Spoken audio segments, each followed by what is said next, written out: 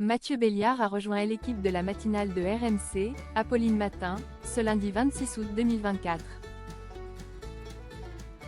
Pour sa première chronique, il a choisi de revenir sur l'arrestation du patron de Telegram.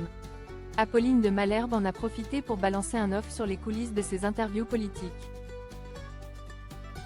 L'heure de la rentrée a sonné pour les chaînes de télévision et les stations de radio. À l'image de BFM TV où deux nouveaux rendez-vous quotidiens seront lancés avec à la clé une promotion pour Benjamin Duhamel, RMC a lancé sa saison 2024-2025 ce lundi 26 août. Dès 6h30, Apolline de Malherbe a repris les commandes des Apolline Matin. La matinale, retransmise par RMC Story à la télévision, a accueilli deux nouveaux chroniqueurs.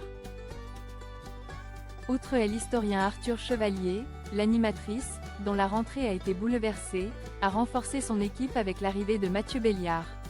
Ce dernier a été recruté pour pallier au départ de Nicolas Poincaré. Pavel Dourov, le patron de Telegram, arrêté en France. L'ancien chroniqueur d'Aurélie Casse dans CL Hebdo sur France 5 a pris la tête d'Expliquez-nous Mathieu Béliard à 7h50. Pour sa première, il a choisi de revenir sur l'arrestation du patron de Telegram.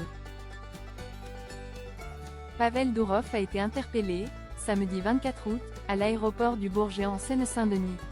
La justice lui reproche DHE accent aigu berger sur sa messagerie cryptée des groupes exerçant des activités illégales et de ne pas collaborer avec les autorités. Telegram, on y trouve des criminels, des politiques, des journalistes. Un joli casting qui serait réducteur si on se tenait là.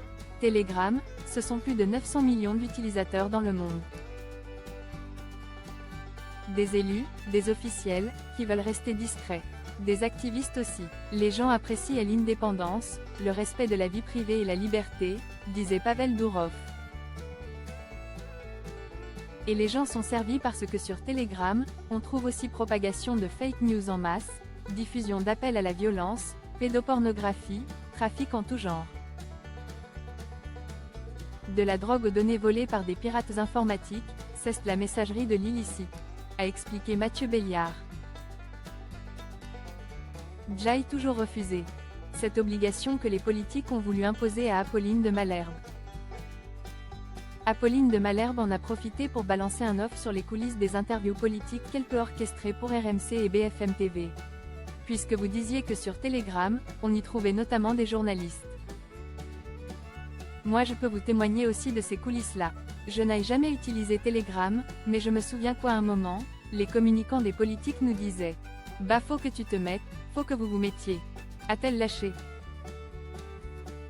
Il parlait aux reporters, il disait « Mettez-vous ». Et il ne voulait vous envoyer des informations que sur Telegram. Donc c'est les politiques eux-mêmes qui nous imposaient d'utiliser Telegram. Ce que moi personnellement, j'ai toujours refusé et que j'utilise absolument pas. Parce que je trouve qu'il faut faire les choses en transparence, a ajouté l'animatrice.